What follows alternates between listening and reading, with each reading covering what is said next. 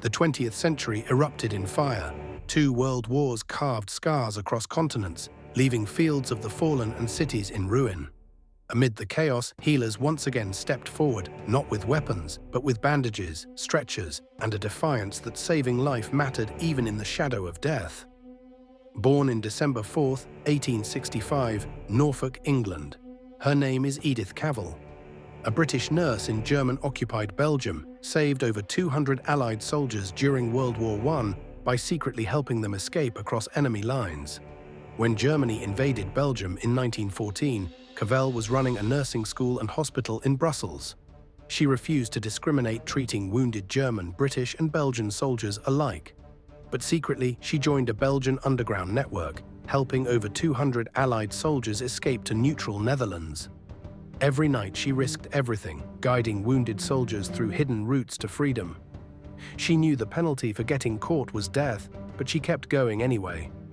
When the Germans finally discovered her network in 1915, they arrested her immediately, tried for treason, and executed by firing squad. Standing before a firing squad, her final words weren't about revenge or anger. She said patriotism isn't enough and that she had no hatred toward anyone. Even facing execution, she chose forgiveness over bitterness. Her death sent shockwaves around the world and turned her into a symbol of compassionate resistance. But Cavell was just the beginning. A generation later, during World War II, medics and nurses became the backbone of survival on every front. On D-Day beaches, they dragged wounded soldiers through machine gun fire. In field hospitals, they stitched wounds with fishing line because that's all they had. One nurse later said they sewed wounds with fishing line and prayed it held. These medics worked in mud and blood with barely any supplies. They carried stretchers through artillery fire, and when nothing more could be done, they just held dying soldiers' hands until the end. Most never got medals or recognition, but together they saved millions of lives and created the foundation of modern battlefield medicine. They proved that even in humanity's darkest hours, some people choose to fight with healing instead of destruction.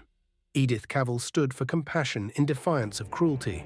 Her execution caused global shock and outrage.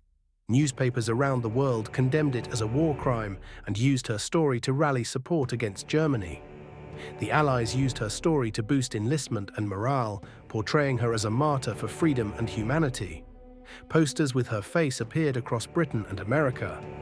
After World War I, her body was brought back to Britain with full military honors. Tens of thousands attended her memorial service.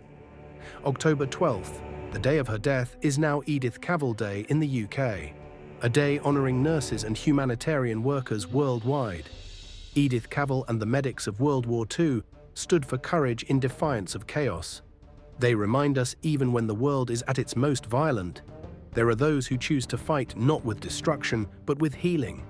And sometimes that choice demands the greatest sacrifice of all.